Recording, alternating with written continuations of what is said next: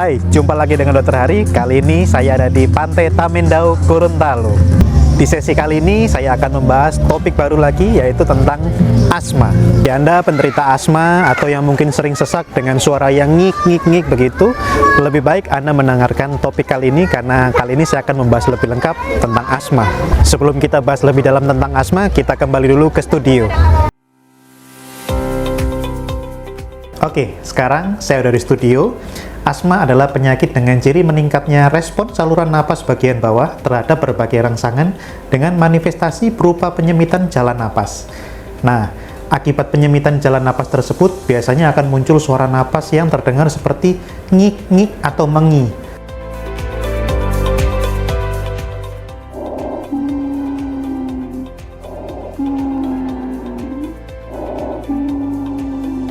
Rangsangan pada jalan napas ini biasanya dicetuskan seperti hawa dingin, debu, udara kotor, dan banyak lainnya. Hasil penelitian menunjukkan pasien laki-laki didapatkan lebih banyak menderita asma dibandingkan wanita. Selain itu, penderita asma juga banyak ditemukan pada penderita yang memiliki riwayat alergi. Contohnya, penderita rinitis alergi, yaitu seseorang yang mudah keluar ingus di pagi hari, bersin-bersin, dan mengeluarkan air mata. Banyak faktor pencetus yang dapat mencetuskan seseorang kambuh asmanya. Nah, beberapa faktor yang harus dihindarkan, penting Anda ingat apabila Anda penderita asma adalah yang pertama ada alergen.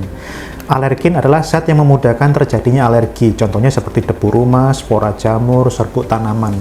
Yang kedua adalah zat iritan. Nah, zat ini adalah yang memudahkan iritasi seperti asap dan bau-bauan. Yang ketiga adalah infeksi. Nah, infeksi saluran napas ini juga terutama yang disebabkan oleh virus gampang sekali menyebabkan seseorang yang punya asma kambuh, ya, gitu. Kemudian yang keempat adalah perubahan cuaca ekstrem dari panas kemudian menjadi dingin. Nah, terkadang perubahan cuaca yang cepat ini bisa menimbulkan seseorang penderita asma kambuh, begitu. Apalagi terjadinya biasanya pada malam hari. Kemudian yang kelima adalah kegiatan jasmani atau olahraga yang berlebihan. Sekarang kita akan membahas tentang gejala. Penderita yang sedang bebas serangan tidak memiliki gejala klinis, penampilannya tampak normal.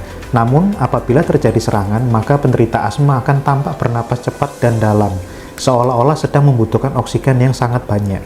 Selain pasien yang tampak sesak tersebut, kadang pasien dijumpai merasa seperti gelisah. Dan apabila kita dengarkan, akan terdengar bunyi napas yang terdengar seperti suara mengi atau ngik-ngik gitu. Pada asma yang berat, gejala klinisnya bisa tampak lebih parah. Bisa muncul sianosis atau kebiruan di bibir dan ujung tangan. Didapatkan juga gangguan kesadaran. Dan apabila kita raba denyut nadinya, akan teraba sangat cepat. Serangan asma jarang sekali hanya dicetuskan oleh satu macam serangan, tetapi biasanya disertai oleh berbagai macam rangsangan. Lingkungan kerja yang menghasilkan banyak debu, uap, dan asap ditengarai menjadi faktor pencetus terjadinya asma. Di Jepang, di daerah perkotaan yang ada pusat industrinya, jumlah anak penderita asma lebih tinggi daripada di daerah lain yang jauh dari perkotaan dan pusat industri. Ada juga istilah asma akibat kerja. Pada jenis asma ini, seringkali asma tidak timbul langsung di tempat kerja, tetapi justru setelah beberapa jam setelah pulang dari kerja. Keluhan biasanya sering hilang pada saat penderita cuti. Keluhan sering hilang pada saat penderita istirahat di rumah dan tidak bekerja dalam jangka waktu yang lama. Nah, industri yang sering menimbulkan asma adalah gas amonia, asam klorida, sulfur dioksid, plastik, cat, debu tekstil, dan sabun deterjen. Nah, industri-industri seperti ini biasanya banyak karyawannya didapatkan asma akibat kerja. Emosi. Nah, faktor emosi ini juga tidak kalah penting. Penderita yang emosinya labil, mudah tersinggung, atau sedang stres akan cepat sekali merangsang serangan asma dan akibatnya akan sering mengalami kekambuhan. Oke, sekarang kita berbicara tentang pengelolaan asma, ya. Nah, pengelolaan asma ini ada banyak. Yang pertama adalah menghilangkan sumbatan jalan napas dengan segera. Ini penting bagi Anda yang menderita asma atau mempunyai keluarga yang satu rumah memiliki asma, ya. Yang kedua, apabila Anda adalah penderita asma, Anda harus mengenali dan menghindari faktor yang dapat mencetuskan serangan asma Anda. Berbicara tentang obat-obatan, saat ini terdapat banyak tersedia obat-obatan untuk penyakit asma.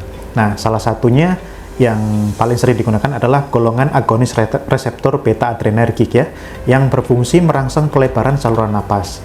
Obat golongan ini merupakan obat terbaik untuk mengurangi serangan asma yang terjadi pada pasien-pasien, apalagi biasanya asma ini adalah kambuhnya kadang kumat-kumatan dan secara tiba-tiba. Obat ini sering digunakan dalam bentuk inhaler, obat hirup ya, atau sebagai nebulizer untuk sesak napas yang sangat berat. Biasanya cara diuapkannya adalah mirip masker, dan biasanya pasien menghirup secara langsung dari masker itu. Golongan lain adalah kortikosteroid. Nah, kortikosteroid ini fungsinya adalah menghambat respon peradangan dan sangat efektif mengurangi gejala asma. Jika digunakan dalam jangka panjang secara bertahap, kortikosteroid akan menyebabkan berkurangnya kecenderungan terjadinya serangan asma. Tujuan pengobatan asma saat ini adalah bertujuan untuk mencegah kekambuhan. Apabila kambuh, penderita harus cepat diobati sesegera mungkin untuk membuka saluran pernapasan. Oke, apalagi yang kita bahas? Ini lagi. Salah satunya adalah makanan. Nah, makanan ini yang sangat dianjurkan untuk penderita asma adalah buah-buahan dan sayuran, ya. Apalagi buah-buahan dan sayuran ini adalah yang tinggi antioksidannya. Nah, salah satu vitamin yang tinggi antioksidan yang sangat dianjurkan oleh para dokter untuk penderita asma adalah salah satunya adalah vitamin D, A, dan E ya. Nah, makanan yang kaya antioksidan ini banyak ya, contohnya seperti di buah-buahan, bisa didapat di buah apel, buah anggur, buah jeruk, dan lain-lainnya.